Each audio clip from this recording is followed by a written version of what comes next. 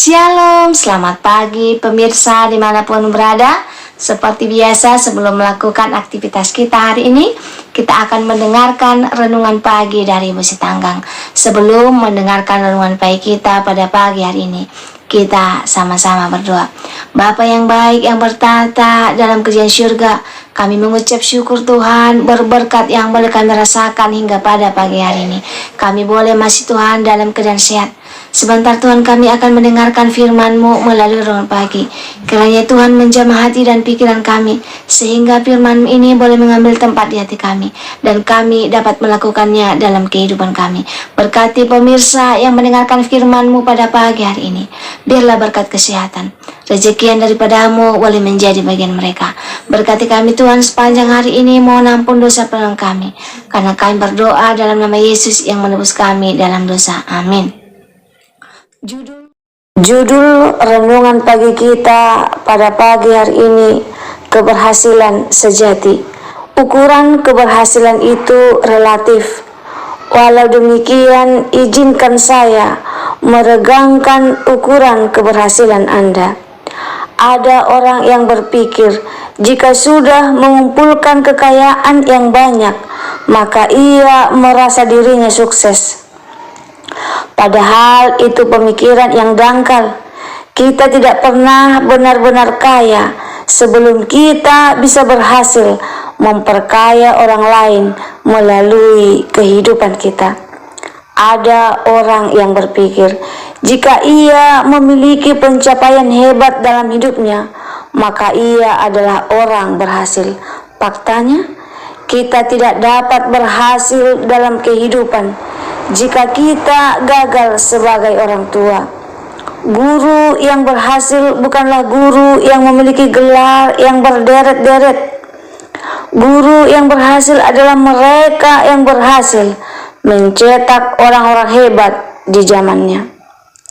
Pemimpin yang berhasil bukanlah ia yang memimpin sebuah organisasi atau sebuah perusahaan besar, melainkan ia yang berhasil memunculkan pemimpin-pemimpin hebat lainnya. Apa yang pernah dikatakan Bill Smith menjadi kesimpulan dari semuanya ini. Keberhasilan tanpa pewarisan adalah kegagalan. Musa adalah contohnya. Musa adalah pemimpin yang berhasil.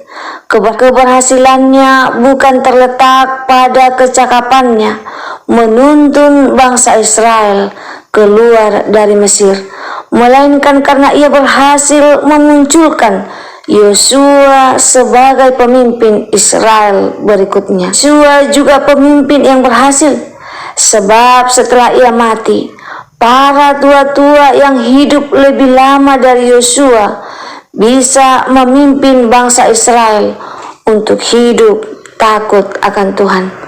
Masalah muncul ketika para tua-tua tersebut tidak mewariskan kepemimpinannya yang kuat kepada generasi berikutnya. Akibatnya, setelah para tua-tua tersebut tidak mengenal Tuhan maupun perbuatan yang dilakukannya bagi bangsa Israel. Cepat atau lambat, kita semua pasti mati. Jika mati, apakah ada sesuatu yang kita wariskan bagi generasi setelah kita? Apakah kita mewariskan iman dan teladan kepada anak-anak kita? Apakah kita berhasil menyiapkan pemimpin yang lebih hebat daripada kita? Apakah kita mewariskan sebuah karya yang akan terus menjadi inspirasi?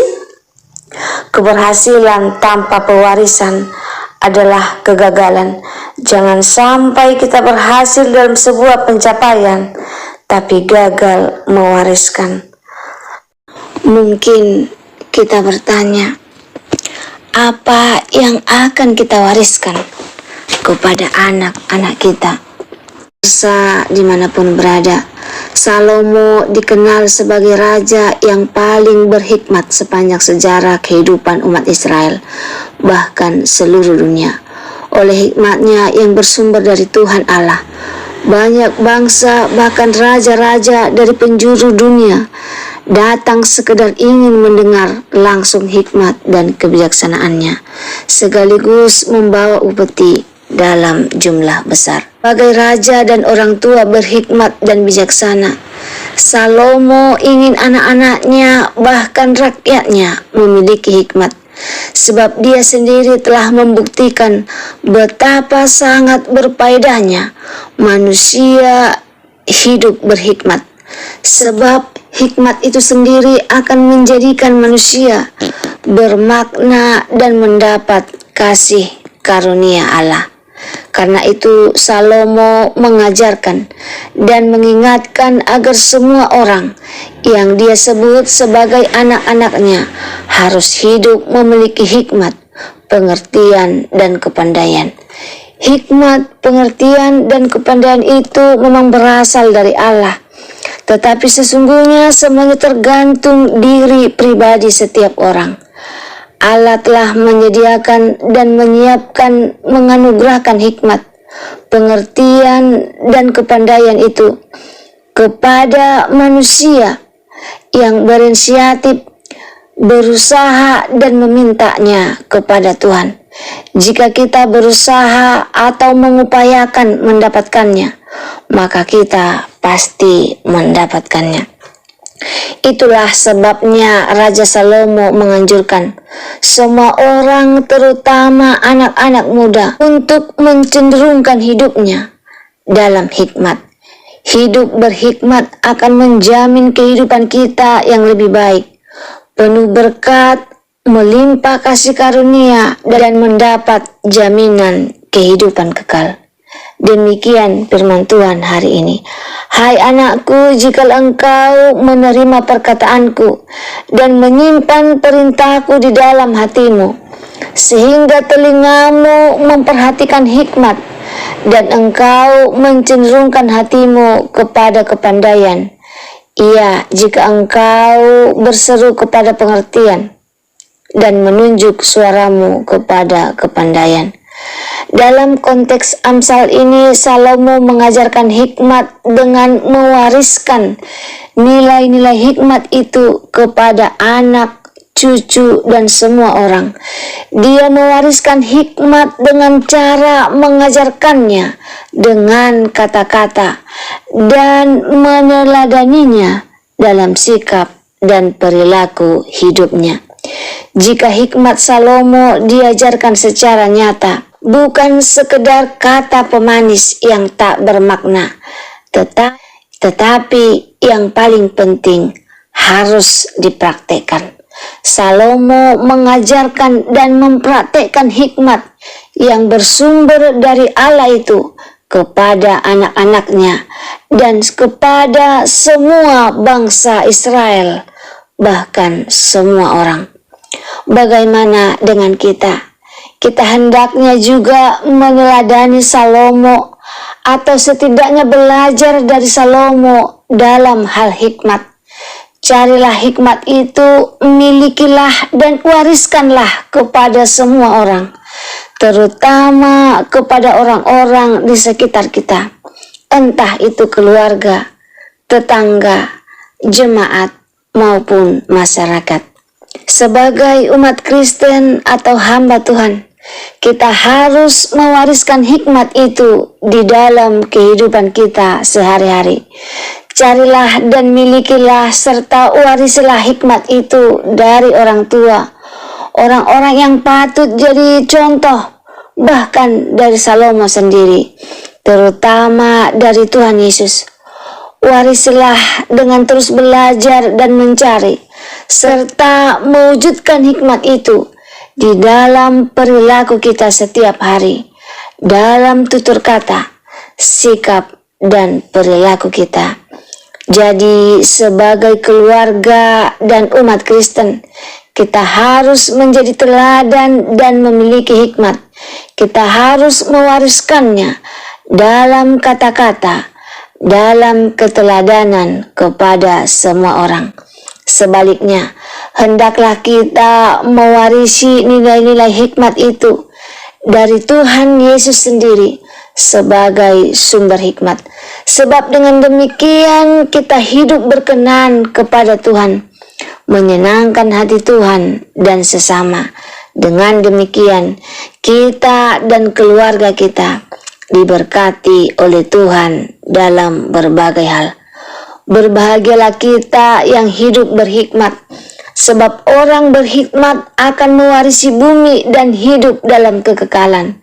Sebab orang berhikmat adalah orang yang hidupnya menuruti kehendak Tuhan dan menyenangkan hatinya selalu. Berbahagialah kita yang hidup berhikmat karena Tuhan akan senantiasa menolong, memberkati dan memuliakan hidup kita dan keluarga yang berkenan kepadanya.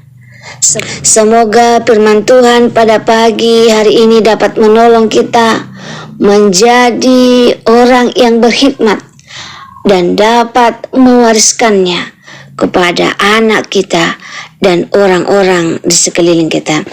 Jika pemirsa merasa terberkati dengan firman Tuhan pada pagi hari ini, pemirsa boleh share di sosial media kamu, Facebook, WhatsApp, Instagram, dan lain sebagainya, sehingga semakin banyak umat-umat Tuhan yang merasa terberkati.